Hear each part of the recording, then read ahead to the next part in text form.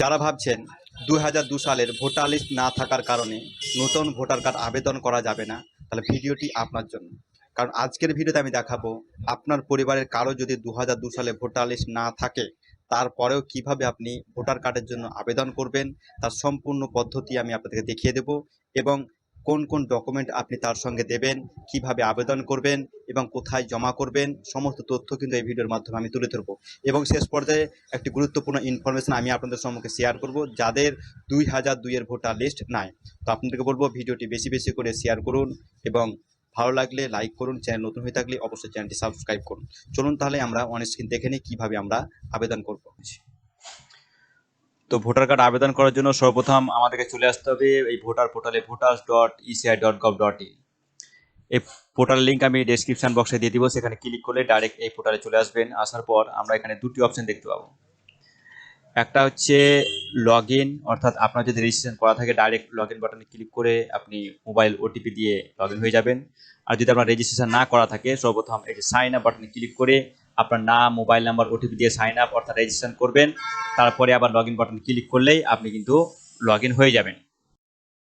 তো যে আপনি মোবাইল নাম্বার ওটিপি দিয়ে লগ ইন করলেন, আপনার সম্মুখে এরকম একটা ইন্টারফেস শো হবে, যার নামে রেজিস্ট্রেশন করলেন তার নামটা কিন্তু এখানে শো হবে। এরপরে আমাদের কি করতে হয়, যেহেতু আমরা নতুন ভোটার কার্ডের আবেদন করব, তো সর্বপ্রথম আমাদেরকে যে ফর্ম 6, ওকে, এই যে নিউ ভোটার রেজিস্ট্রেশন, এই যে ফিল ফর্ম 6 এই বাটনে আমাদেরকে ক্লিক করতে হবে। যেই আপনি ক্লিক করবেন নতুন একটা ইন্টারফেস আপনাদের সম্মুখে পরে এরকম একটি ফর্ম ওপেন হয়ে যায়। ফর্ম 6 দেখতে পাচ্ছেন, application form for new voter, অর্থাৎ নতুন ভোটারের জন্য অ্যাপ্লিকেশন ফর্ম। তো সর্বপ্রথম কি করতে হবে, এখানে আমাদেরকে সর্বপ্রথম আমাদের যে রাজ্য রয়েছে সেটা সিলেক্ট করতে হবে, তারপর আমাদের যে জেলা রয়েছে সেটা, তারপরে আমাদের যে বিধানসভা রয়েছে সেটা সিলেক্ট করতে হবে। আমি আমার মতো সিলেক্ট করে নিয়েছি, আপনারা আপনাদের মতো সিলেক্ট করে নেবেন। তারপরে ডান দিকে দেখতে পাচ্ছেন এই যে নেক্সট যে বাটন রয়েছে সেই নেক্সট বাটনে ক্লিক করবেন। ক্লিক করার পরেই এখানে একটা নতুন ফর্ম আপনাদের সঙ্গে শো হবে, অর্থাৎ এই যে বি অর্থাৎ পার্সোনাল ডিটেলস, অর্থাৎ যার নামে ভোটার কার্ড অ্যাপ্লাই হবে তার first name, last name, middle name এখানে লিখতে হবে। দেখতে পাচ্ছেন প্রথমে যে ফার্স্ট নেম সেটা লিখেছি, তার নিচে বাংলায় উঠে গেছে। যদি কোনো রকম বাংলা আর ইংরেজি না মিল হয়, এখানে যে কিবোর্ড দেখতে পাচ্ছেন ক্লিক করলে খুব সহজে আমরা বাংলা নামটা কিন্তু এখানে লিখতে পারবেন। এবং এই যে লাস্ট নেম রয়েছে সেটার ক্ষেত্রে একই, যদি না মিলে এই যে কিবোর্ড দেখতে পাচ্ছেন এখানে ক্লিক করলেই আপনাদের বাংলা কিবোর্ড খুলে যাবে, সেখান থেকে খুব সহজেই আপনারা বাংলাটি লিখে নিতে পারবেন। তারপরে এখানে চুজ ফাইলে গিয়ে আপনাদের ফটোটা সিলেক্ট করে নেবেন এবং এই যে ডান দিকে নেক্সট যে বাটন রয়েছে সেই নেক্সট বাটনে ক্লিক করবেন। তো যে নেক্সট বাটনে ক্লিক করলেন এখানে দেখতে পাচ্ছেন লেখা রয়েছে name and surname of any of the relative, অর্থাৎ যার নামে ভোটার কার্ড অ্যাপ্লাই হয়েছে ভোটার কার্ডে গার্জিয়ান হিসেবে কার নাম থাকবে সেটা কিন্তু প্রথমে চুজ করতে হবে। যদি বাবার নাম থাকে তো বাবা, এখানে ফাদার চুজ করবেন, মা থাকলে মায়ের নাম চুজ করবেন, স্বামী থাকলে হাজবেন্ড চুজ করবেন এবং লিগাল কোনো গার্জিয়ান যদি থাকে লিগাল গার্জিয়ানে চুজ করবেন। তারপরে তার যে প্রথম নাম অর্থাৎ গার্জিয়ানের প্রথম নাম এবং এখানে শেষ নামটা দিয়ে দেবেন, এখানে বাংলায় সেই নামটি উঠে যাবে। যদি মিসম্যাচ হয় এখানে কিবোর্ড থেকে আপনারা বাংলা নামটি খুব সহজে লিখে নেবেন। এটি ফিল আপ করার পরে যে ডান দিকে নেক্সট বাটন দেখতে পাচ্ছেন এই নেক্সট বাটনে আপনারা ক্লিক করবেন। এরপর রয়েছে আমাদের কন্ট্যাক্ট ডিটেলস, অর্থাৎ সর্বপ্রথম যে মোবাইল নাম্বার রয়েছে মোবাইল নাম্বার যদি নিজের হয় তো সেলফে ক্লিক করবেন, আর যদি কোনো রিলেটিভ বা বাবা মায়ের হয়ে থাকে তো এখানে রিলেটিভে দেবেন। তারপরে তার মোবাইল নাম্বারটা এখানে বসিয়ে, যে মোবাইল নাম্বার বসা হলো আবার এই নেক্সট বাটনে আপনি ক্লিক করতে হয়। যতক্ষণ নেক্সট বাটনে আপনি ক্লিক না করবেন দ্বিতীয় কোনো অপশনে আপনি যেতে পারবেন না। তো যে নেক্সট বাটনে ক্লিক করলেন এবার আমাদেরকে যে আধার যে ডিটেলস রয়েছে সেই আধার ডিটেলসটা দেবেন, অর্থাৎ এখানে আধারে এখানে ক্লিক করবেন যদি তার আধার কার্ড থেকে থাকে, আর যদি আধার কার্ড না থেকে থাকে এখানে ক্লিক করবেন। এবং আধার কার্ড যদি থেকে থাকে এখানে ক্লিক করার পরে আপনাদের কিন্তু যে আধার যে ডিটেলস বা আধার নাম্বার যে রয়েছে আধার নাম্বারটা কিন্তু এখানে বসিয়ে দেবেন। তারপরে আবার যে নেক্সট বাটনে আপনারা ক্লিক করবেন। এবার আমাদের রয়েছে জেন্ডার, ছেলে হলে মেল দেবেন, মেয়ে হলে ফিমেল দেবেন। তারপর নেক্সট বাটনে ক্লিক করবেন।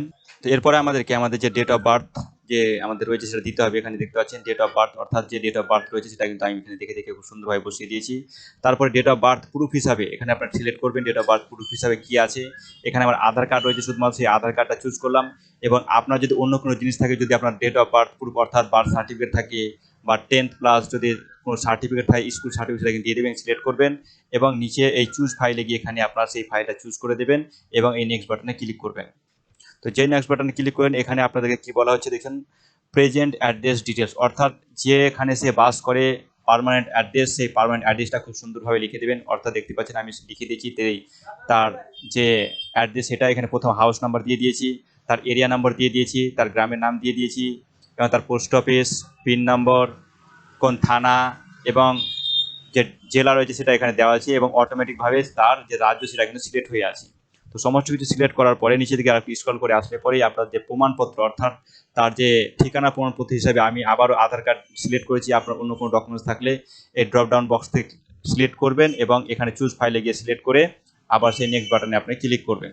তো যেই নেক্সট বাটনে ক্লিক করেন এখানে দেখতে পাচ্ছেন এখানে সেরকম ফিল করার কোনো প্রয়োজন নাই, অর্থাৎ যদি কোনো ব্যক্তি হ্যান্ডিক্যাপ বা কোনো রকম তার ফিজিক্যালি কোনো প্রবলেম থেকে থাকে তাহলে এগুলো সিলেক্ট করবেন এবং তার ডিটেলস কিন্তু এখানে পূরণ করতে হবে। ঠিক আছে, তো তারপরে আমাদেরকে দিতে হবে ফ্যামিলি মেম্বার, অর্থাৎ যে ফ্যামিলি মেম্বার আমাদের আছে সেই ফ্যামিলির মধ্যে যে কোনো একজনের এখানে ভোটার কার্ড নাম্বার কিন্তু দিতে হবে এবং প্রথমে তার নাম এবং তার কে হয় সেটা এবং তার কিন্তু ভোটার কার্ড নাম্বারটা এখানে দিয়ে দেবো। তারপরে নেক্সট বাটনে আমি ক্লিক করব। তো যেই নেক্সট বাটনে আমি ক্লিক করলাম এবার আসছে সবথেকে গুরুত্বপূর্ণ বিষয় অর্থাৎ ডিক্লারেশন ফর্ম। ঠিক আছে, এখানে প্রথমে অ্যাপ্লিকেশন নাম, তার মোবাইল নাম্বার শো করছে এবং পুরো যে অ্যাড্রেস সেটাও কিন্তু এখানে সিলেক্ট করে দিয়েছি এবং দেখাচ্ছি। এবং দেখা যাচ্ছে কি ফাদার্স লিগ্যাল গার্জিয়ান নেম, অর্থাৎ প্রথমে তার বাবার নাম, তার মায়ের নাম এবং তার যে ভোটার কার্ড নাম্বার কিন্তু এখানে দিয়ে দিতে হবে যদি তার ভোটার কার্ড নাম্বার থাকে। ওকে, এরপর যখন নেক্সটে যখন আসবো এখানে দেখতে পাচ্ছেন এখানে কি বলছে যে এসআইআর, অর্থাৎ যে দুটো এসআইআর হয়েছে 2002 সালে এবং 2026 সালে, সেই এসআইআর এ কার নাম আছে। এখানে প্রথমে বলছে my name is exist in SIR roll, অর্থাৎ এখানে বলা হচ্ছে আমার নাম ছিল, এটা কিন্তু কোনোভাবেই হবে না। 2 নম্বর পয়েন্ট রয়েছে মাই প্যারেন্টস নেম, অর্থাৎ বাবার, মার, দাদু, দাদিমার এদের নাম যদি থাকে তো এই 2 নম্বর অপশনটা ক্লিক করবেন। আর যদি কারো নাম থাকে না থাকে 2025 বা 2026 তাহলে এটা সিলেক্ট করবেন। এবং এই যে 2 নম্বর অপশনটা আপনারা সিলেক্ট করলেন, অর্থাৎ এখানে বলা হচ্ছে আমার বাবা, মা, দাদু, দাদির মধ্যে যে কোনো একজন এখানে নাম আছে, তো 2002-3 ছিল না 2025-26 যেটাতে থাকবে সেটা সিলেক্ট করবেন। করার পর সর্বপ্রথম কি করতে হবে, আপনাদের যে রাজ্য কোন রাজ্যের বাসিন্দা সে ছিল সেটা সিলেক্ট করবেন, তারপরে কোন বিধানসভার, তারপরে সে কত নম্বর পার্টে, অর্থাৎ সমস্ত কিছু কিন্তু আপনার ড্রপ ডাউন থেকে সিলেক্ট করতে পারবেন। এবং যে ভোট দিয়েছে সেই ভোটের যে সিরিয়াল নাম্বার, ভোটার লিস্টে যে সিরিয়াল নাম্বার কত ছিল সেই সিরিয়াল নাম্বারটা চুজ করতে হবে। এবং নিচে দেখতে পাচ্ছেন এখানে তার রিলেশন কে, অর্থাৎ যার নাম 2002 বা 2025 ভোটার লিস্টে ছিল, এসআই লিস্টে ছিল, তার সঙ্গে তার রিলেশন কি বা সম্পর্ক সেটা কিন্তু। তো আমি যে সার্চ বাটনে এখানে ক্লিক করলাম, ক্লিক করার পর দেখতে পাচ্ছেন সমস্ত ডিটেলস কিন্তু এখানে শো করছে, কোন পার্টে ভোট, কত নাম্বার সিরিয়াল, সমস্ত কিছু রিলেটিভ নেম সমস্ত কিছু শো করছে। যদি আপনি ঠিকঠাকভাবে দেন আপনার কিন্তু এরকম শো করবে। তো এরপরে আসবেন নিচে দিকে স্ক্রল করলে এখানে দেখতে পাচ্ছেন ডিক্লারেশন, অর্থাৎ আপনার গ্রামের নাম, আপনার স্টেট এবং ডিস্ট্রিক্ট এখানে শো করবে এবং আপনার যে ডেট অফ বার্থ অর্থাৎ কতদিন থেকে আপনি এখানে বসবাস করছেন সেটা কিন্তু এখানে আপনাকে সিলেক্ট করে নিতে হবে। তো এরপর নিচে থেকে একটু স্ক্রল করলে আসলে এখানে আপনার যে প্লেস, যে জায়গা থেকে আপনি আবেদন করছেন সেটা দিয়ে দিবেন এবং ডেটা কিন্তু অটোমেটিক সিলেক্ট হয়ে থাকবে। এরপর আপনি নেক্সট বাটনে ক্লিক করবেন। তো যে নেক্সট বাটনে ক্লিক করলেন এখানে আপনার কি আছে ক্যাপচা, অর্থাৎ যে ক্যাপচা আছে সেটা কিন্তু এখানে দেখে দেখে আপনি বসিয়ে দেবেন এবং সেন্ড ওটিপি বাটনে আপনি ক্লিক করবেন। তো যেই ওটিপি আসবে ওটিপি বসিয়ে দেওয়ার পরে কিন্তু প্রিভিউ অ্যান্ড সাবমিট বাটনে আপনাকে ক্লিক করতে হবে। তো যে প্রিভিউ অ্যান্ড সাবমিট বাটনে আপনি ক্লিক করলেন, ক্লিক করার পরে কিন্তু আপনি এরকম আপনার ফর্মটা, পুরো ফর্মটা কিন্তু আপনার সম্মুখে শো হবে। আপনি সমস্ত ডিটেলস ভালো করে দেখে নেবেন। তো সমস্ত কিছু চেক করার পরে যে ই সাইন অ্যান্ড সাবমিট আছে এখানে আপনি ক্লিক করবেন, এরকম একটা পপ আপ শো হবে, জাস্ট ইয়েস বাটনে ক্লিক করবেন। যে ইয়েস বাটনে ক্লিক করলে নতুন একটা পেজ আপনাদের সম্মুখে শো হবে।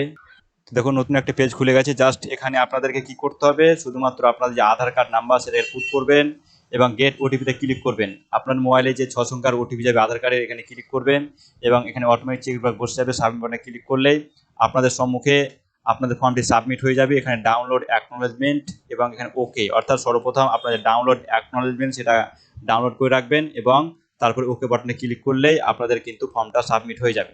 তো ফ্রেন্ডস, এইভাবে আপনারা আপনাদের নতুন ভোটার কার্ডের জন্য আবেদন করতে পারবেন।